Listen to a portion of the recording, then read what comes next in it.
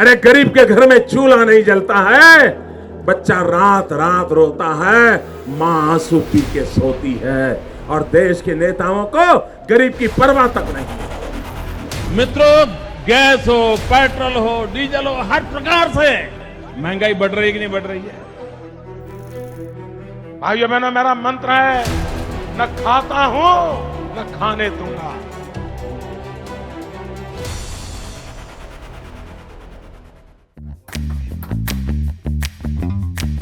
आज संडे है, बिरयानी का दिन है, संडे है, बिरयानी का दिन है, संडे है, बिरयानी का दिन है।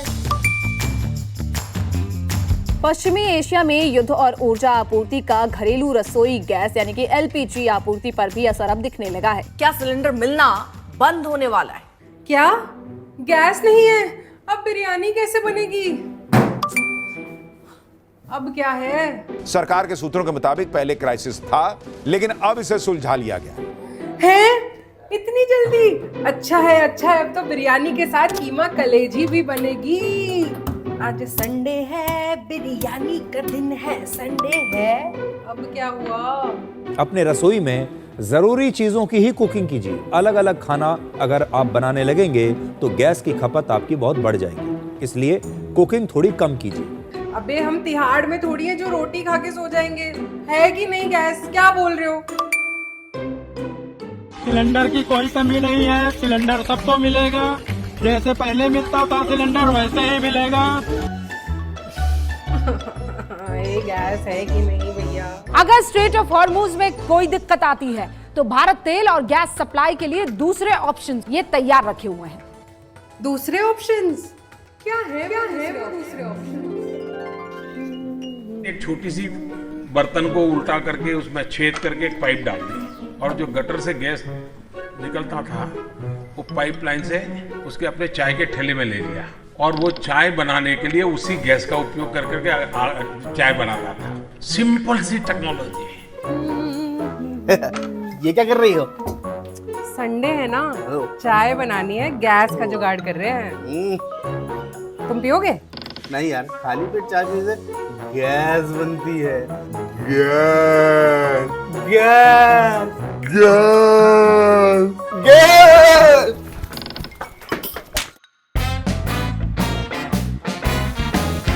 नमस्कार, एक और टिप्पणी के साथ मैं तुल चौरसिया। इस समय देश में एलपीजी गैस की सप्लाई हेलम हेल हो रही है। मजबूरन लोग सिलेंडर लेकर सड़कों पर निकल पड़े हैं, इस उम्मीद में कि कहीं कोई गरीब गुरबा मिल जाए तो अपना सिलेंडर उसे पकड़ा दें। मगर दिक्कत यह है कि आजकल देश में कोई गरीब बचा ही नहीं है। हर आदमी के घर में कम से कम 2-2 सिलेंडर तो पड़े ही हैं। फिर भी बेचारे भरी दोपहरी में लाइन लगाकर खड़े हैं, इस इंतजार में कि कोई तो आएगा जो उनके सिर से इस भरे हुए सिलेंडर का बोझ हल्का कर देगा। हम उत्तर प्रदेश की राजधानी लखनऊ में हैं। यहाँ पे एक गोडाउन के बाहर खड़े हुए हैं। आप देख सकते हैं कितनी लंबी लंबी कतारें लगी हुई हैं। लोगों का कहना है कि जो फोन से बुकिंग हो रही है वो बुकिंग बंद हो गई है। 25 दिन से पहले सिलेंडर अब बुक नहीं हो रहा है और 25 दिन के बाद ही सिलेंडर मिलने वाला है, इसलिए लोग ज्यादा परेशान है। इसके बावजूद अगर कोई व्यक्ति यह कह रहा है कि उसके सिलेंडर में गैस नहीं है तो इसका सीधा सा मतलब है कि वह अफवाह फैला रहा है, यानी पैनिक क्रिएट कर रहा है। साथियों, आजकल बहुत चर्चा एलपीजी को लेकर हो रही है। कुछ लोग हैं जो पैनिक क्रिएट करने का प्रयास कर रहे हैं। पेट्रोलियम मंत्री हरदीप सिंह पुरी ने तो साफ कह दिया है, ओ पाजी साढ़े कोल गैस दी की कमी होनी, इतने तक गैस कुट कुट के पाई है। There is no shortage of petrol, diesel, kerosene, ATF और fuel oil. LPG production has been increased by 28%. फिर भी अगर आपको गैस की कमी खलती है तो बाहर निकलकर चिल्ल पूं करने की जरूरत नहीं है।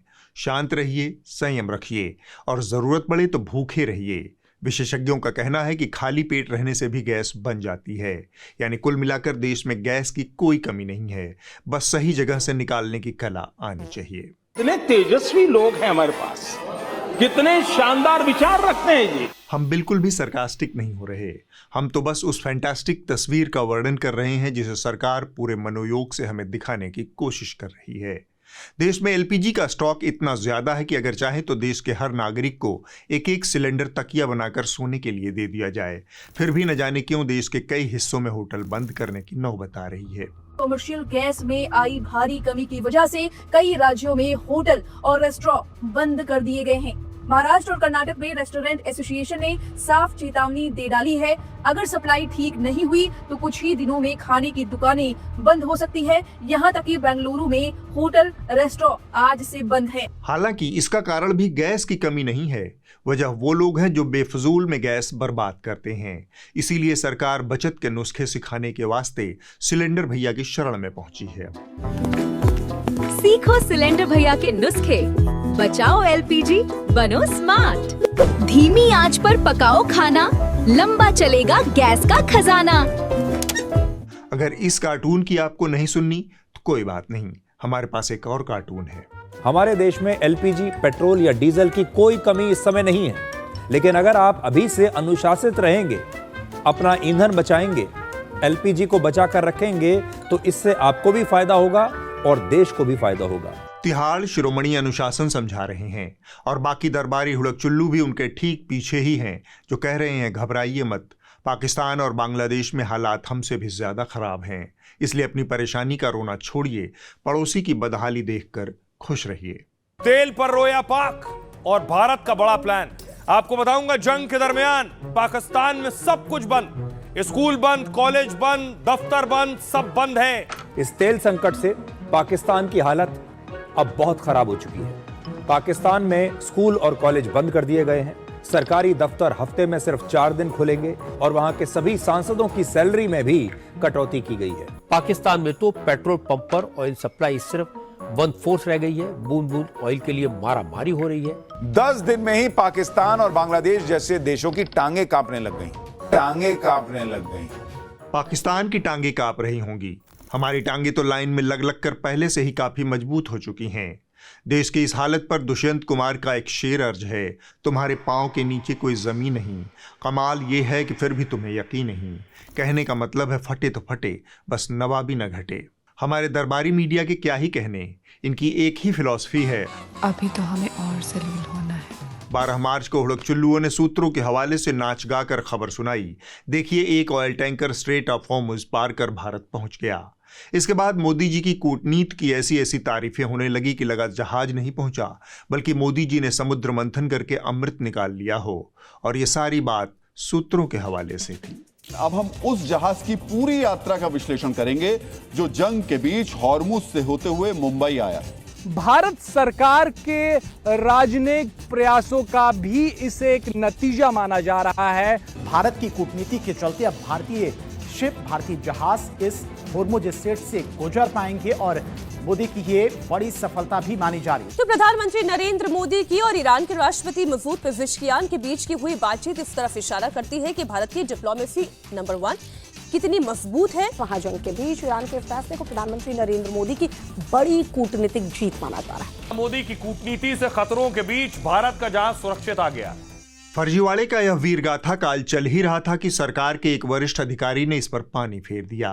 जिस ऑयल टैंकर को लेकर इतना जश्न मनाया जा रहा था, उसने स्ट्रेट ऑफ हॉर्मुज पार ही नहीं किया था, और जो ईंधन लाया था वह भी असल में अफ्रीका जाने वाला माल था। ये जो आपको मैंने बताया, जो ऑयल टैंकर जब प्रकाश है, ये हॉर्मुज के ईस्ट में था, so it doesn't have to cross the Hormuz to go, which is actually lying in the east. और ये इंडिया नहीं आ रहा है, ये अफ्रीकन किसी कंट्री में is carrying gasoline वगैरह कुछ एयर गैस वगैरह लेके जा रहे थे going to अफ्रीका। आपको बता दें कि शिपिंग मंत्रालय के अधिकारी राजेश कुमार सिन्हा ने गुरुवार को कहा था कि स्ट्रेट ऑफ हॉर्मुज के पश्चिम और पूर्व में भारत के झंडे वाले 28 जहाज फंसे हुए थे। भारतीय जहाजों को स्ट्रेट ऑफ हॉर्मुज से गुजरने को लेकर विदेश मंत्रालय के प्रवक्ता रणधीर जायसवाल ने भी स्थिति साफ की थी। पिछले कुछ दिनों में विदेश मंत्री और ईरान के विदेश मंत्री के बीच 3 बार बातचीत हुई है। अंतिम बातचीत में शिपिंग की सुरक्षा और भारत की ऊर्जा सुरक्षा से जुड़े मुद्दों पर चर्चा की गई। इसके अलावा अभी मेरे लिए कुछ भी कहना जल्दबाजी होगा। अयतुल्ला अली खामेनाई की मौत के बाद श्रद्धांजलि तक नहीं देने वाले हमारे प्रधानमंत्री मोदी जी ने बहुत बड़ा दिल दिखाते हुए ईरान के राष्ट्रपति से फोन पर बात की। बदले में हमें यह खबर सुनने को मिली कि एलपीजी से लदे भारत के 2 जहाजों को हॉर्मुज स्ट्रेट से गुजरने की इजाजत मिली है। इस पूरी टेंशन के बीच हम भारतीयों के लिए एक बहुत अच्छी खबर आई है। शनिवार सुबह भारत के 2 बड़े एलपीजी टैंकर शिवालिक और नंदा देवी इस खतरनाक रास्ते से बिल्कुल सुरक्षित निकल गए हैं। अब आप सोच रहे होंगे कि ये कैसे हुआ, तो भाई ये कमाल है पीएम मोदी और ईरान के राष्ट्रपति मसूद पेजेशकियन की सीधी बातचीत का। भारत को ईरान ने इस रास्ते से गुजरने की खास छूट दी। अब जरा एलपीजी के मौजूदा हालात की बात कर लेते हैं। भारत अपनी कुल जरूरत का लगभग 67% एलपीजी विदेशों से मंगाता है। इस आयात का करीब 90% हिस्सा स्ट्रेट ऑफ हॉर्मुज के रास्ते भारत तक पहुंचता है। फिलहाल हालात ऐसे हैं कि भारत के पास मोटे तौर पर 25 से 30 दिनों का एलपीजी स्टॉक मौजूद बताया जा रहा है। घरेलू गैस सिलेंडर के दाम करीब 60 रुपए बढ़ा दिए गए हैं, जबकि कॉमर्शियल सिलेंडर की कीमत में लगभग 115 रुपए की बढ़ोतरी की गई है। एलपीजी बुकिंग नियम बदलने से पहले ही आम लोगों को कीमतों में भी बढ़ोतरी का झटका मिल चुका है। 7 मार्च को घरेलू गैस सिलेंडर की कीमत में 60 रुपए की बढ़ोतरी की गई और इसके बाद दिल्ली में 14 किलो 200 ग्राम वाला सिलेंडर 913 रुपए का हो गया, जो पहले 853 रुपए का मिलता था। वहीं 19 किलो वाले कमर्शियल सिलेंडर की कीमत में भी 115 रुपए का इजाफा देखा गया और इसकी कीमत बढ़कर करीब 1883 रुपए तक पहुंच गई। गैस की सप्लाई में कमी और दामों में बढ़ोतरी का सबसे पहला झटका गिग वर्कर्स को लगा है। कई शहरों में रेस्टोरेंट और क्लाउड किचन प्रभावित हुए हैं, जिससे जोमेटो और स्विगी जैसे प्लेटफॉर्म पर फूड डिलीवरी के ऑर्डर 50 से 60% तक घट गए हैं। ऐसे में उन डिलीवरी वर्कर्स की आमदनी पर सीधा असर पड़ रहा है, जिनके पास न तो पक्की नौकरी है और न ही कोई सामाजिक सुरक्षा। लेकिन मामला सिर्फ एलपीजी या फूड डिलीवरी तक सीमित नहीं है। पश्चिम एशिया में तनाव बढ़ते ही भारत की पूरी अर्थव्यवस्था पर इसका असर पड़ने लगा है, क्योंकि ऊर्जा के मामले में देश अभी भी आयात पर काफी हद तक निर्भर है। भारत अपने कुल कच्चे तेल की जरूरत का करीब 85% आयात करता है, जबकि प्राकृतिक गैस की मांग का आधे से ज्यादा हिस्सा आयातित एलएनजी से पूरा होता है।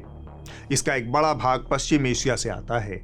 गैस की सप्लाई घटने का असर उद्योगों और खेती पर भी पड़ना तय है। कई यूरिया कारखाने अस्थायी रूप से या तो बंद हो गए हैं या फिर मेंटेनेंस पर चले गए हैं, जिससे खरीफ सीजन के लिए उर्वरक आपूर्ति पर दबाव बढ़ सकता है। मिडिल ईस्ट के युद्ध ने अब भारत की थाली पर संकट खड़ा कर दिया है। गैस सप्लाई रुकने से देश के फर्टिलाइजर प्लांट्स बंद होने की कगार पर हैं। भारतीय अधिकारियों ने चीनी अधिकारियों से निर्यात प्रतिबंधों में ढील देने पर विचार करने का आग्रह किया है। सिरेमिक, टेक्सटाइल्स और केमिकल उद्योग भी गैस की कमी से जूझ रहे हैं। कुछ डाई और केमिकल की कीमतें 30 से 40% तक बढ़ गई हैं, जिससे कपड़े की प्रोसेसिंग महंगी हो गई है। तेल महंगा होने से प्लास्टिक और पैकेजिंग उद्योग पर भी असर पड़ेगा, क्योंकि ज्यादातर प्लास्टिक पेट्रोकेमिकल से बनते हैं, यानी चिप्स के पैकेट से लेकर शैम्पू, दूध के पैकेट और पानी की बोतल तक महंगी हो सकती है। इसके अलावा तेल की बढ़ती कीमतों के कारण कई एयरलाइनों ने यात्रियों पर फ्यूल सरचार्ज लगाना शुरू कर दिया है। इसका सीधा असर हवाई टिकटों की कीमत पर पड़ रहा है। भारत में हवाई यात्रा अब और महंगी होने वाली है, क्योंकि इंडिगो ने एयर इंडिया द्वारा इसी सप्ताह की शुरुआत में की गई घोषणा के बाद फ्लाइट टिकटों पर फ्यूल सरचार्ज लागू करने की घोषणा की। यह सरचार्ज 14 मार्च को रात 12:01 से लागू होगा। एयरलाइंस मिडिल ईस्ट में बढ़ते जियोपॉलिटिकल तनाव के कारण एविएशन टरबाइन फ्यूल यानी कि एटीएफ की बढ़ती कीमतों से जूझ रही है। इस जंग का असर भारत के निर्यात पर भी पड़ रहा है।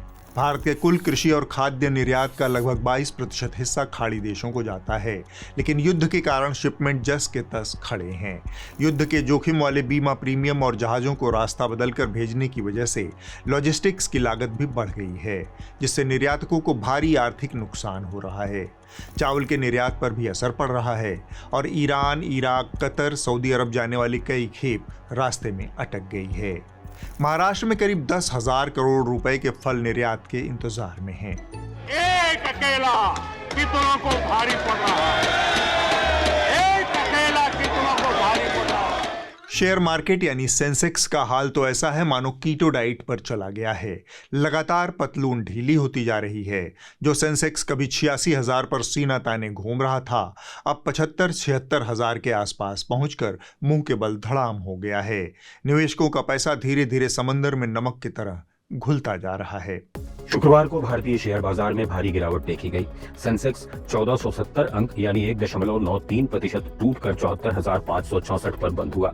निफ्टी 488 अंक यानी 2.06% नीचे 23,151 पर आ गया। हकीकत यही है, आम भारतीय की तशरीफ पर तबला बज रहा है। एक तरफ से अमेरिका तो दूसरी तरफ से ईरान बजा रहा है, लेकिन सरकार के नुमाइंदे अपनी जहरीली सोच में सिर से पैर तक डूबे हुए हैं। प्रेशर करो तब कहीं ना कहीं वो लोग खुद जाएगा। प्रेशर मतलब परेशान। 70 लाख लोगों को भगाने का इंडिया में रेल कहाँ है? तो ये तो कोई भी ह्यूमनली पॉसिबल नहीं है।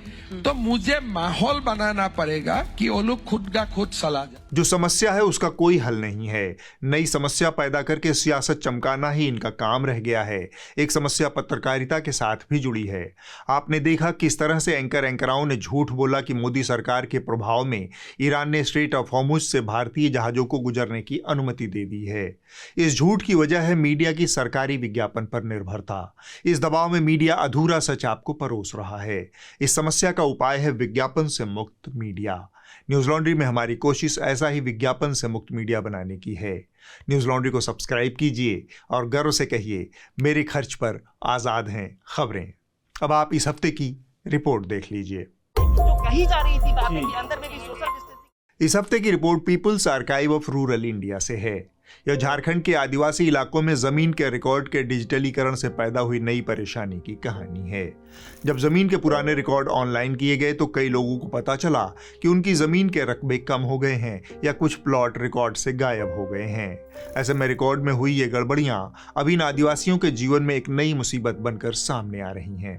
ऑनलाइन होने से पहले 52 एकड़ 52 डिसमिल था। ऑनलाइन होने के बाद 52 एकड़ 5 डिसमिल कर दिया गया है। इस क्षेत्र का जो बसाहट है, उस बसाहट का जमीन बेलगान होता है। ये खतियान में भी उल्लेखित है। जब बेलगान जमीन में बना हुआ मकान का अगर कर निर्धारण सरकार करती है पंचायत के फंड को मजबूत करने के लिए, तो ये भी एक तरह से 5th शेड्यूल के विशेषाधिकार का हनन है।